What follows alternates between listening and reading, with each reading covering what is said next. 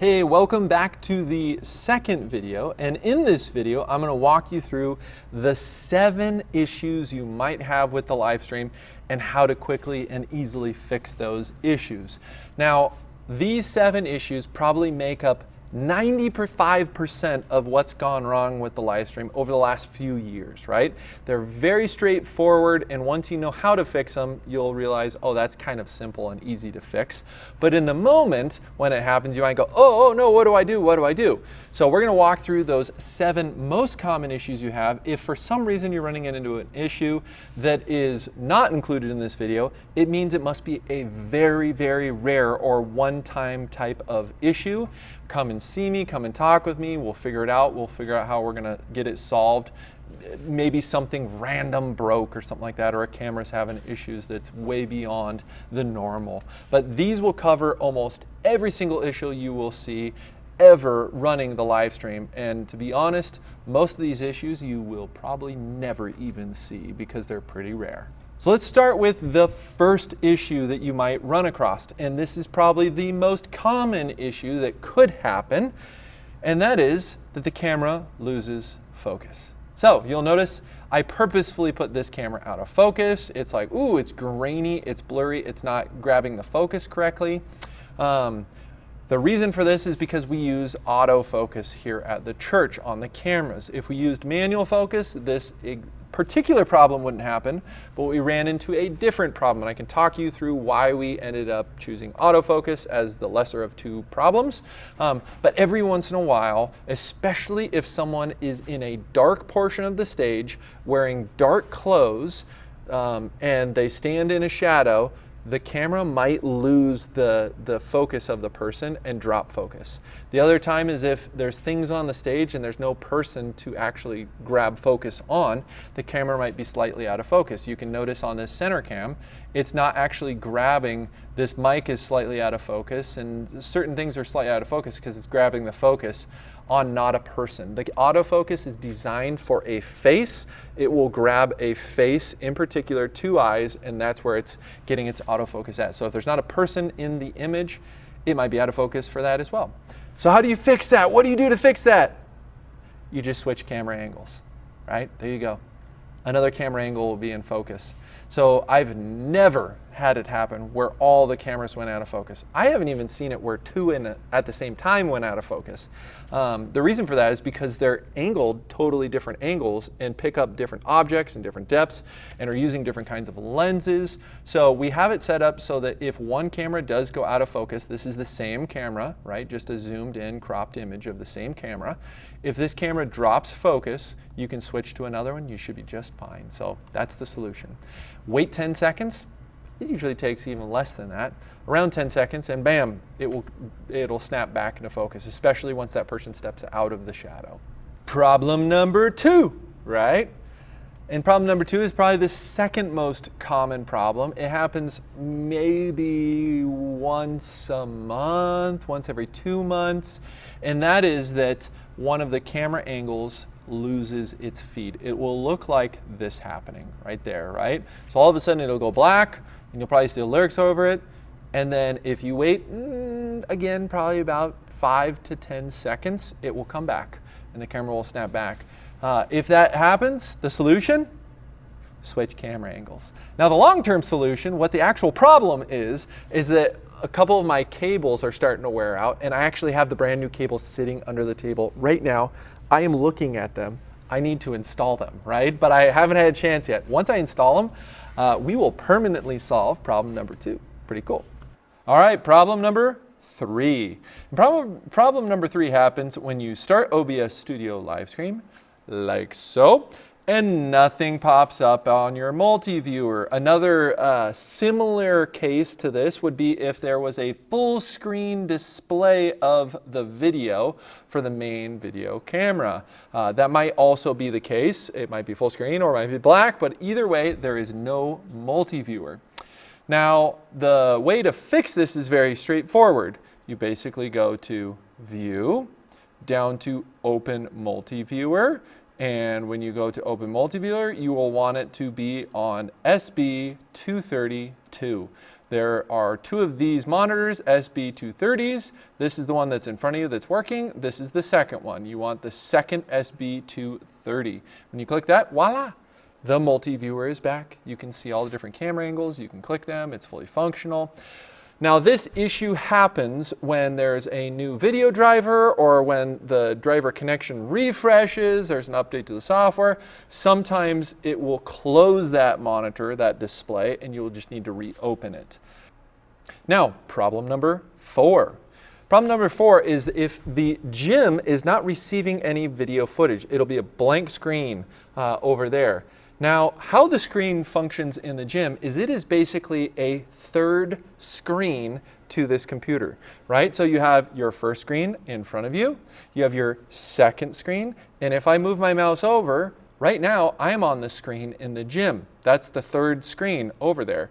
And so if you were to go to, for example, display settings, you would notice that there are 3 monitors, 2, 3, and 1 is the gym. So what you'll need to do to fix that display in the gym is to simply right-click on your main video feed on this page, go to Open Preview Projector, and go to the display 1, which is the gym display. When you click that, it is now popped up full screen in the gym. Now you can check this very easily by hovering over this OBS software display, and it shows you all 3 monitors that are happening. So you can see all 3 if you hover over. You can see if one of them's closed. Even before you turn on the gym TV, you can hover over and see if they're all functioning properly. But that's how you would fix if the multi-viewer is missing in problem number 3, or the gym display in problem number 4. Now the gym and the nursery are the same exact video feed, just going to 2 different destinations. So if you fix one, it will fix the other. Cool. All right, problem number 5 is if the ProPresenter computer lyrics are not being displayed, if it freezes, or if they're not coming through on this computer. Sometimes the issue might be they're not coming through. Sometimes they're coming through and they froze. If that's the case, you can use your Stream Deck controller right in front of you, like we showed in the previous video, at the end of the previous video, to just hit those lyrics off button and it'll disable those lyrics. You can continue on with the service that way. Now, if the lyrics for some reason are not popping up in these upper screens, and you've got enough time before the service, you can try restarting the computer. Basically, these upper screens, if there is a problem with the lyrics being sent over, it's through this protocol called NDI, and it's running through the wireless system. So if there's an issue, it's probably that the wireless got mixed up at some point, or the firewall got turned on the computer, something like that. But that issue has been pretty stable. We haven't seen that issue in the last year. So the problem you'll more than likely have, if you have any sort of problem with the lyrics, is that they freeze up, and you can easily disable those if it becomes an issue. But this is not something, we probably haven't had this issue in the last year at least. So pretty stable in this way, but you know how to fix it if problem number 5 were to pop up.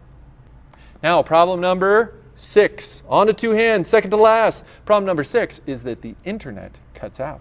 Completely lose internet to the church. Now, that's a problem. But it's also a problem because if the internet is totally out to the church, it totally went down in Columbus, the internet to the people who would watch is also out in Columbus, so they can't even watch it anyways, right? Maybe they can watch on their cell phone or something like that, but for most people, they won't be able to watch anyways. The internet's down, the tower went down, whatever it was. If that is the case, then plan B we go. Plan B is just we're using the local recording and we'll post it later. So don't worry about it, just continue onward like it was live streaming. You'll continue switching screens so that the people in the gym can be a part of it, and then we will go back later and post a recording of the service when the internet comes back on. So internet goes out, not much you can do. Press forward, right, with the regular service. Problem number 7. Okay, problem number 7 is a problem that is probably every 3 to 6 months.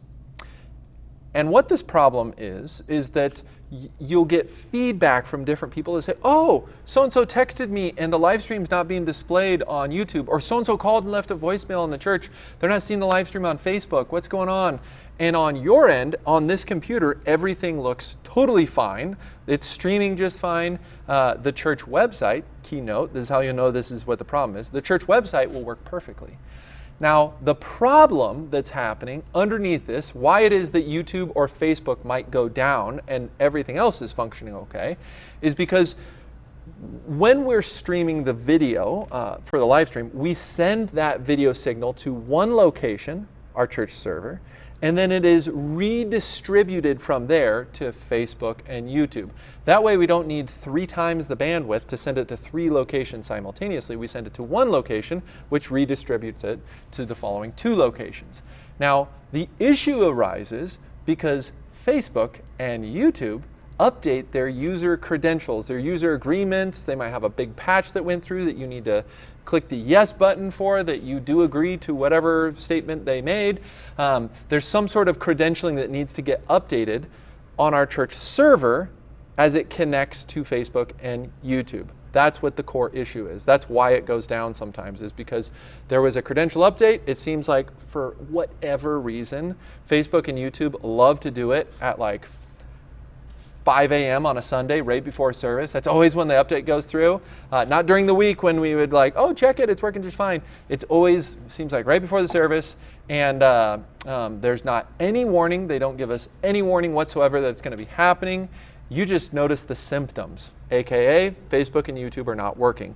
Now, before the service, you could always go into Facebook or YouTube and see if the video is coming through on those platforms.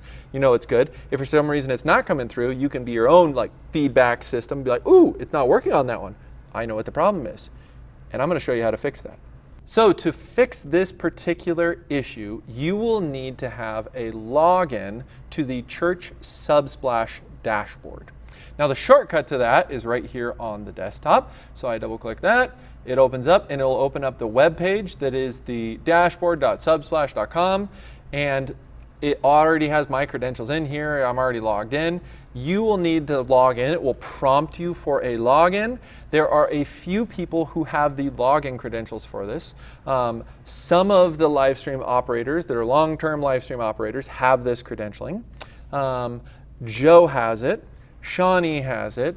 So honestly, check with one of those. If you don't have it, you're like, oh no, we need to fix this real quick between the services or whatnot. If it's during a service, too little, too late, hard to fix. But in between the services or before the service, you can always ask them for help and they can get you logged in. Now, what you'll do once you're logged in is there is a tab over here on the menu called Media, then Live. Very cool. And then we have our upcoming live services. It will be the live service you're maybe getting ready for. And you'll notice this tab called Syndication. Now, when you open it and it's not working, it will say off here for one of these. So if you click on this tab, it will pop up. And basically, if YouTube's not working, it'll look like this. You'll go to Start YouTube by turning it on, and then it will pop up a page. It will prompt a page saying, hey, you need to agree to this new user agreement.